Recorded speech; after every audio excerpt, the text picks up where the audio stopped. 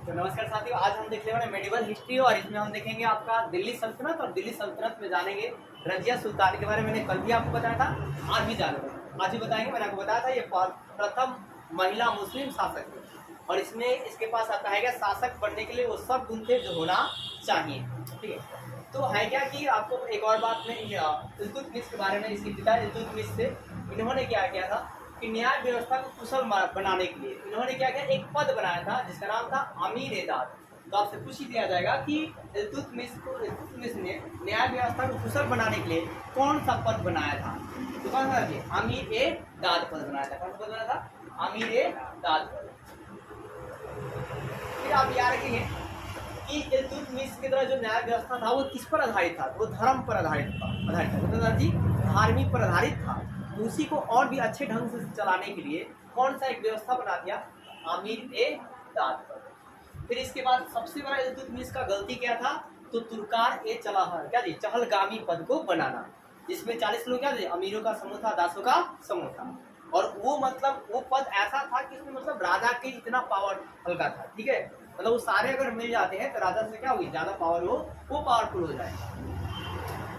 तो आपका है क्या, देखिए रजिया ने क्या किया कि पर्दा प्रथा को त्याग किया। ठीक है, मतलब जो भी वो पहनने वाला होता है बुर्का वगैरह, वो सब क्या पर्दा प्रथा को त्याग कर दिया और पुरुषों का वेशभूषा जो है धारण कर लिया, मतलब चोगा पहनना जो है चालू कर दिया, मतलब मुकुट वुकुट वगैरह सब कुछ। ठीक है, पूरा एकदम एक सेना की तरह, सेनापति की तरह। फिर रजिया के आपका है क्या, जानते हैं असफलता क्या कारण है, क्यों रजिया ने बहुत कम साल में ही मतलब तो सबसे पहला रजिया का पता असफलता कारण था कि रजिया क्या हो गई, निरंकुश हो गई। रजिया क्या जी, निरंकुश हो गई, अमीरों का पूरा दमन करने लगी, उस जनता के प्रति में क्या हो गई, निरंकुश हो गई। अब जैसे निरंकुश हो गई थी, बहुत ज्यादा घातक सिद्ध हुआ। अधिकतर जो सरदार थे दूसरे भी कबीला के, वो भी क्या हो गए, इसके खिलाफ हो गए। ठीक है, अब इसके खिलाफ हो गए, इसके विरोध में आ गए। फिर इसके बाद है क्या, इसका पतन का जो प्रमुख कारण था वो क्या था, स्त्री होना था। क्या था जी, स्त्री होना। तो रजिया सुल्तान के पतन का प्रमुख कारण क्या था, एक स्त्री होना था। मतलब उस जमाने में आप ऐसे बोल सकते हैं, उस जमाने में ऐसे भी लोग की मानसिकता थी जो मतलब स्त्री को जो है ना मतलब नीचे मानते थे, ऊपर नहीं मानते थे। इसलिए अगर कहा जाए कि पूरे प्राचीन काल में, मतलब मध्यकाल की बात को गोली मारिए, अगर प्राचीन काल में बात किया जाए कि सबसे बेहतर काल किसको माना गया है, तो ऋग वैदिक काल को माना गया है। और साथ ही हड़प्पा को सबसे नगर सभ्यता का सबसे बेहतरीन उदाहरण क्यों दिया जाता है, क्योंकि वहाँ पर सत्ता जो था मातृ सत्ता थी, और जहाँ भी माता का सत्ता रहा है, जहाँ भी माता का स्थान ऊपर दिया गया है, वहाँ पर हर एक जो साम्राज्य है उसका विस्तार बहुत ज्यादा होता है। आज के में आपको मतलब जैसे कि पहले हड़प्पा का आप उदाहरण ले सकते हैं, दूसरा ऋग वैदिक काल में आप देख सकते हैं कोई भी एक दूसरे से ज्यादातर लड़ाई झगड़ा नहीं करता था, अहिंसा नहीं करता था, ज्यादातर ज्ञान के चक्कर में रहता था। और हर चीज मतलब क्या जी, भौतिक दुनिया को देखते हुए आध्यात्मिक ज्ञान को भी रखता था। मतलब अपना विकास भी कीजिए और ऐसे विकास कीजिए कि प्रकृति का नुकसान ना हो। सिर्फ अगर आप विकास के बारे में सोच रहे हैं तो इसको भौतिक विकास कहा जाएगा, और आप विकास के साथ साथ प्रकृति को भी सोच रहे हैं कि प्रकृति नष्ट भी ना हो, दूसरे समाज का भी भला होता है, तो उसको बोलते हैं भौतिक विकास के साथ साथ आध्यात्मिक विकास। और हर एक इंसान के पास भौतिक दिमाग के पास मतलब भौतिक मतलब आगे बढ़ने के साथ साथ ऐसा भी दिमाग में मतलब माइंड में रहना चाहिए, थोड़ा बहुत समाज का भी भला आपको करते रहना चाहिए, और फिर प्रकृति को भी नष्ट नहीं होने देना चाहिए। तो यहाँ पर मतलब आपका है क्या, जैसे कि हड़प्पा में स्त्रियों का स्थान ऊंचा था, तो बहुत हड़प्पा आगे निकल गया, बहुत बड़ा शहर आया, दुनिया के मतलब सबसे बड़ा शहर का कहा जाता है कोई शहर था तो हड़प्पा था। आज भी उसके नक्शा उक्सा को देखकर अनेकों जगह जो है ना बड़े बड़े बिल्डिंग बनाई जाती है, और वहाँ के नक्शा को देखकर आपका है क्या, नालियों का व्यवस्था किया जाता है। उस जमाने में आज से आप बोल सकते हैं 2500 साल पहले की बात है। फिर आपका है क्या, ऋग वैदिक काल में भी अनेकों आप देखते हैं, मतलब भागवत गीता जैसी किताब है, अनेकों पर ग्रंथ है जिसे आज भी लोग बहुत मतलब चाव से पढ़ते हैं, बहुत ज़्यादा उनको रेस्पेक्ट भी दिया जाता है उस किताबों को, ग्रंथों को। फिर बात करते हैं इसके बाद उत्तर वैदिक काल आया, तो वहाँ पर महिलाओं की स्थिति खराब हो गई, और वहाँ से जो है क्या बोलते हैं, आप बोल सकते हैं कि अंधकार की दुनिया में जो लोग जो है जाना चालू हो जाते हैं, नष्ट जो है हो जाता है। और आज के डेट में देखिए कि जिस राज्य में या जिस देश में महिलाओं की स्थिति ज़्यादा है, मतलब लिंग अनुपात ज़्यादा है, मतलब आपका है क्या कि किसी देश में पुरुषों पर मतलब 1000 पुरुषों पर महिलाओं की जो संख्या होती है उसे लिंग अनुपात है। और हमारे भारत में केरल की साक्षरता आप जानते हैं सबसे ज्यादा है, 99.999%। और केरल सरकार का कहना है कि इसे 100% करके छोड़ेगा। क्योंकि वहाँ सरकार बहुत ज़्यादा अच्छी है। और सरकार से इसकी वजह हुआ है क्या कि केरल में आपका है क्या प्रत्येक 1000 पुरुषों पर महिलाओं की संख्या 43 ज़्यादा है। मतलब महिलाएं ज़्यादा हैं, पुरुष से ज़्यादा महिलाएं हैं। और जहाँ भी महिलाएं ज़्यादा हैं वो देश आपके आगे, सबसे एसडीआई में सबसे आगे देश है नॉर्वे। और इसके पीछे का रीजन है महिलाएं वहाँ ज़्यादा हैं, क्योंकि महिलाओं को जो शक्ति को समझ जाएगा वो आगे बढ़ने से पहले पड़ेगा। ठीक है, देखिए सिर्फ अगर एक लड़का की बात करता हूँ तो सिर्फ कमा कर ला सकता है, और कमा कर जैसे जो चाहेगा वैसे उसको उड़ा कर खत्म भी कर सकता है। लेकिन सेविंग की बात आएगी तो आप देखिएगा अपने घर में कि आपकी माताएं, आपकी बहनें ही आपको सेविंग करना सिखाती है कि हाँ कैसे सेविंग किया जाएगा। नंबर 1 आपको उदाहरण दे रहा हूँ कि सबसे पहले तो बता दीजिए कि बाहर का मत खाओ। बाहर का खाएगा तो नहीं फलना निम्न हो जाएगा, समझ रहे हैं। तो बाहर का खाते हैं तो मतलब 2 काम, एक तो आपको आपके हेल्थ से बचा रही है, दूसरा बात वो पैसा बचेगा तो आपका क्या होगा, अपने घर के कुछ सेविंग में काम आ जाएंगे, समझ रहे। और इसका मैं जितना ज़्यादा उदाहरण मैं 3 साल या 4 साल बाद बोल सकते हैं, मैं 5 सालों में सीखा। ऐसे मैं भी मतलब बाहर का ही देखता था, पूरा हमेशा बाहर लेता था, लेकिन वास्तविकता कुछ अलग होती है। वास्तविकता आपको अपने घर का ही सुनना चाहिए हर किसी को। अब दिखाया क्या लोकप्रियता का महत्वपूर्ण कारण यहाँ जाते हैं। तो यहाँ पर देखिए रजिया सुल्तान का सफलता का एक और बड़ा कारण था पतन का। पहला था निरंकुश, दूसरा क्या था भाई साहब, स्त्री होना, और तीसरा कारण था अलोकप्रियता। अब अलोकप्रियता कैसे हो गया, क्योंकि इन्होंने क्या किया, किसी को ज्यादा चाहा किसी को कम चाहा। तो हुआ क्या कि इन्होंने एक इनका गुलाम था जिसका नाम था क्या था, याकूत। तो याकूत को इन्होंने क्या किया, बहुत ज्यादा सुविधा दिया। तो लोगों को जनता में ऐसा छवि बन गया कि जो रजिया सुल्तान है वो अपने याकूत गुलाम से प्रेम करते हैं। ऐसा लोगों ने अफवाह बना दिया, और अफवाह को इतना फैलाया कि वो सच लगने लगा। वैसे मतलब वास्तव में लोग मानने लगे कि वास्तविकता यही है। पूरा ऐसे मतलब भड़का दिया गया। और यही नीति का इस्तेमाल आपके क्या होते हिटलर ने किया। मतलब आज के भी लोग जो पावरफुल हैं, जो ताकतवर हैं, वो कहीं ना कहीं प्राचीन इतिहासों को मतलब जानते हैं और उसी ताकत का फिर से इस्तेमाल दोबारा करते हैं। हिटलर ने भी क्या किया कि अपने आप को पावरफुल बनाने के लिए वो एकदम छोटे, मतलब देखिए एक छोटा सा बच्चा था जो आपका मतलब जर्मनी का था, और आप क्या थे मतलब उसका पहले जो एम्बिशन था मतलब बनने का, वो आपका है कि आर्टिस्ट बनना था, कलाकार बनना था। लेकिन पैसे की कमी की वजह से वो आर्मी में चला जाता है और आज मतलब दूसरे देश से लड़ता है, और आर्मी में जाता है तो फर्स्ट वर्ल्ड वार हो जाती है, और फर्स्ट वर्ल्ड वार में बहुत ज़्यादा तबाही मचाता है।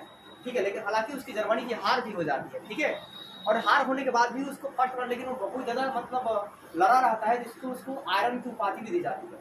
और जब आयरन की उपाधि लेने के बाद जब वो बाहर आता है तो बोलता है कि ये जो फर्स्ट वर्ल्ड पर क्या हुआ, जर्मनी ने हस्ताक्षर कर दिया कि हम युद्ध की विराम चाहते हैं, हम युद्ध अब जो है नहीं करेंगे। लेकिन ये बात जो है हिटलर को अच्छा नहीं लगा। एक सेना था लेकिन अच्छा नहीं लगा। अब सेना के साथ उसको एक आयरन की उपाधि मिल गया तो अब वो फेस वैल्यू उसका ज़्यादा बढ़ गया।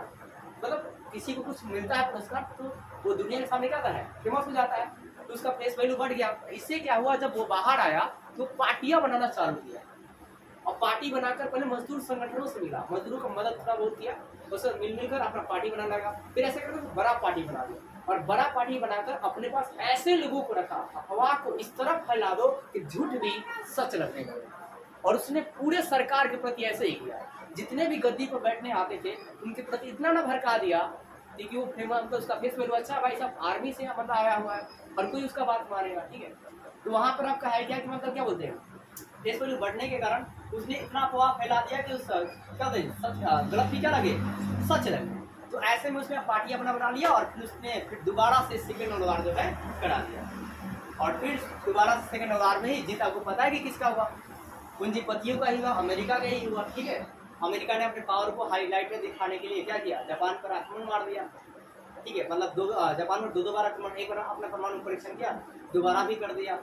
फिर इसके बाद रूस ने भी अपना पावर दिखाना चालू कर दिया। उसके बाद पहली दुनिया अमेरिका हो गई, दूसरी दुनिया रूस हो गई। भारत के पास मसला आया तो कौन सी दुनिया में जाइएगा, पहली दुनिया में कि दूसरी दुनिया में। तो ऐसे में भारत ने क्या किया, पहले दिमाग लगाया। मतलब बहुत लोग यहाँ आपको पता है शुरू से पढ़े लिखे लोग हैं, इसलिए अगर आप पढ़े लिखे नहीं रहेंगे ना तो यकीन मानिए वो दिन दूर नहीं होगा कि फिर से अंग्रेजों का राज हो जाएगा या दूसरे किसी देश का राज हो जाएगा। इसलिए पढ़ना जरूरी है, और अपने ताकत मतलब कि जो पावर एजुकेशन में वो पावर आप बल से ला ही नहीं सकते अपने अंदर से।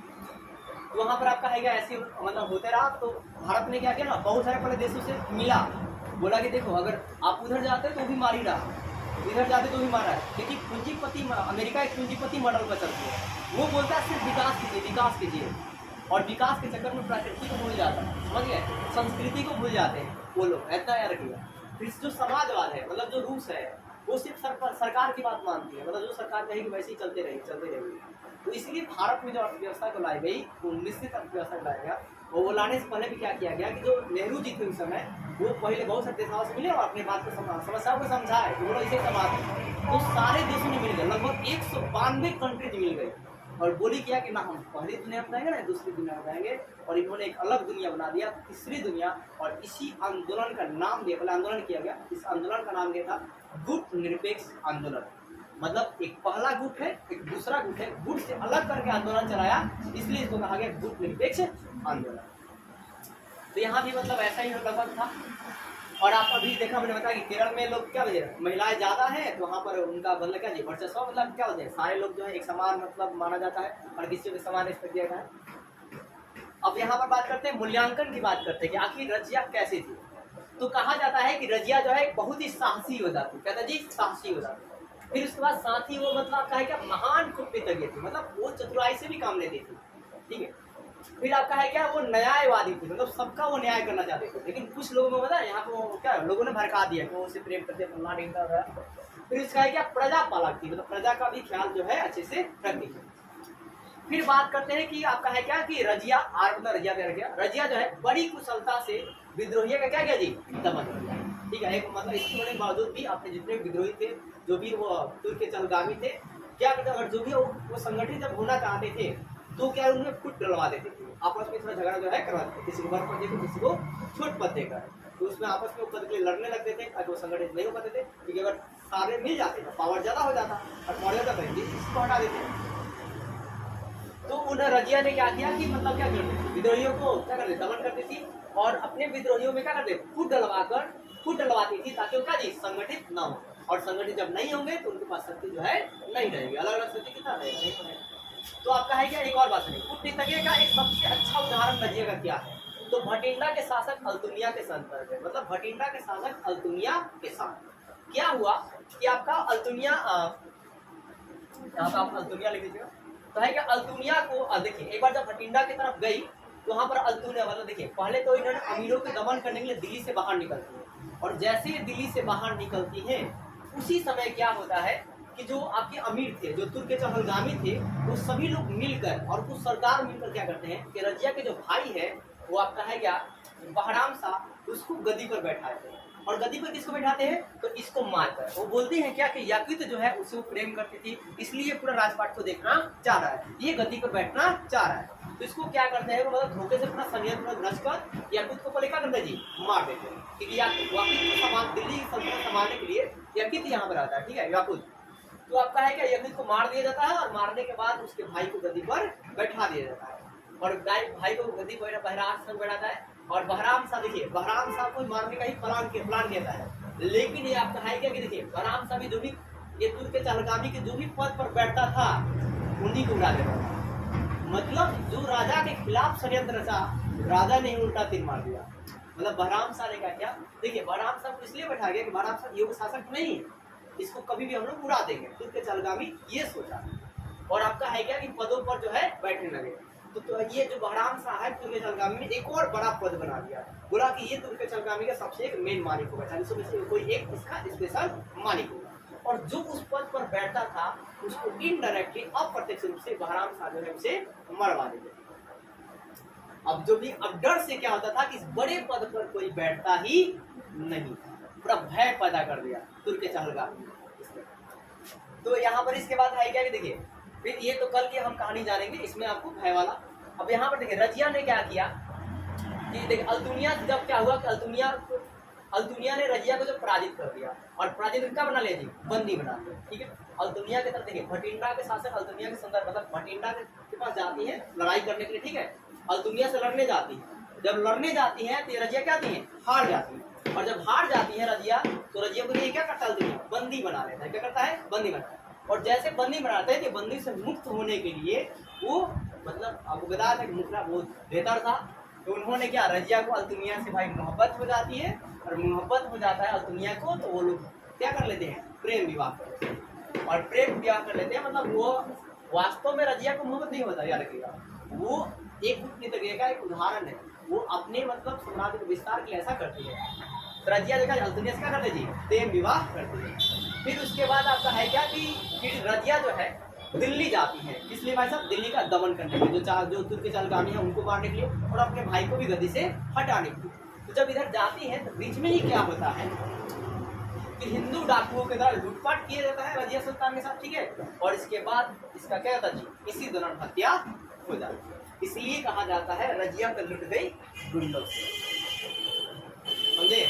क्योंकि यहाँ पर क्या वो हिंदू डाकुओं के द्वारा क्या था, लूटपाट किया था और लूटपाट में क्या थी, हत्या हो जाती है। और ये हत्या ऐसा लिखा जाता है, ये सब वास्तविक देखिए प्राचीन इतिहास का और मेडिवल इतिहास का ज्यादातर डाटा जो है क्वेश्चन नहीं पूछे जाते हैं, बहुत रेयर केस में एक दो पूछ लिए जाते हैं, नहीं तो क्योंकि सारे जो है काल्पनिक बातें हैं, थोड़ा बहुत वास्तविकता, ठीक है। तो 13 अक्टूबर 1240 किस जगह पर हत्या हुआ था, तो कैथल नाम की जगह पर जो है हत्या हुआ था।